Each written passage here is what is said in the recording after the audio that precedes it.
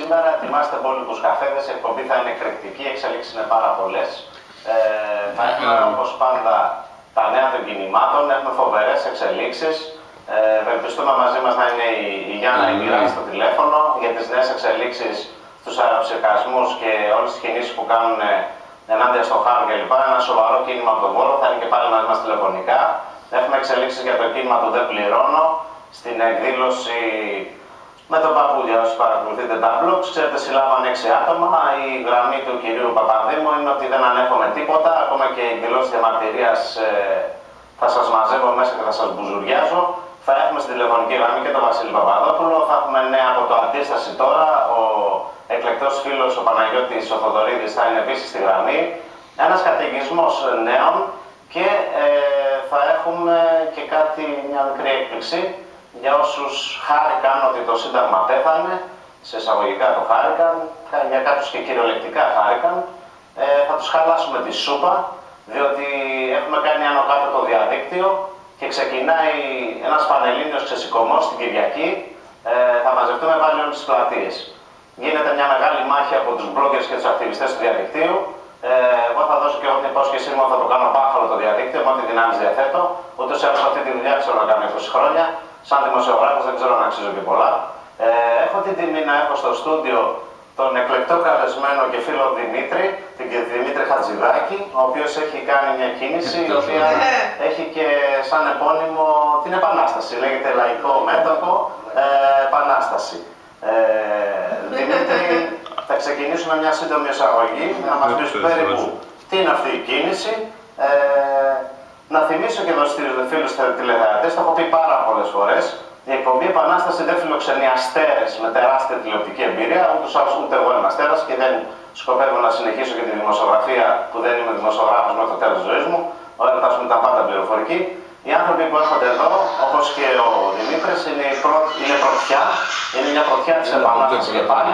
Το βήμα αυτό είναι ανοιχτό για τα νέα κινήματα, για τους ανθρώπους που θέλουν να κάνουν κάτι διαφορετικό, μακριά από αυτά τα λαμόγια τα οποία έχουν μαζευτεί σε εκείνο το πορτοκαλί κτίριο και απορώ πότε πια θα ξεσηκωθεί αυτή η χώρα ώστε να έχουμε την ποθητή επανάσταση και να πάνε στα σπίτια τους στην καλύτερη των περιπτώσεων.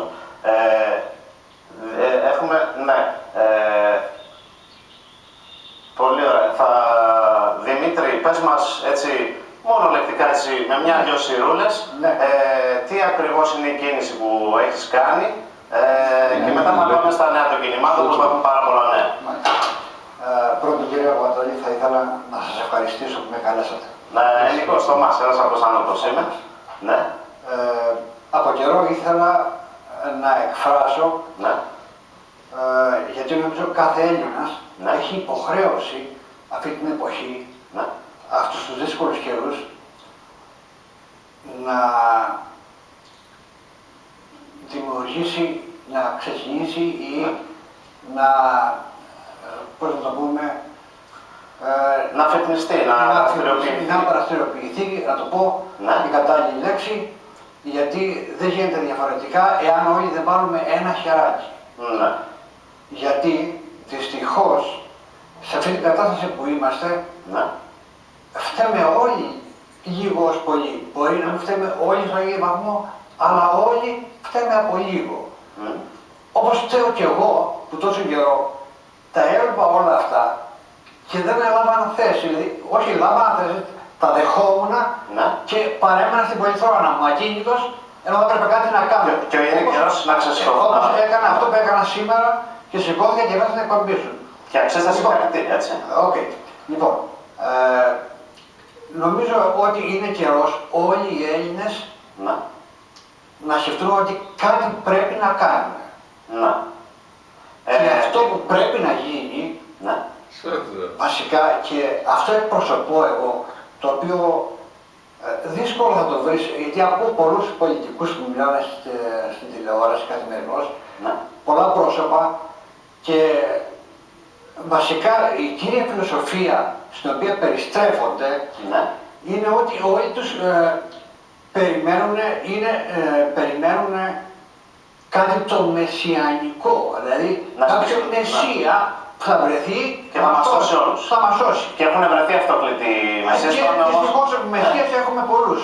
Βέβαια, αρχίζουν και εμφανίζονται. Μάλιστα περιμένουν στην ουρά, περιμένουν τόσοι Αμερικανόφερτοι, οι περισσότεροι, να μην αρχίσω τώρα ονόματα τώρα.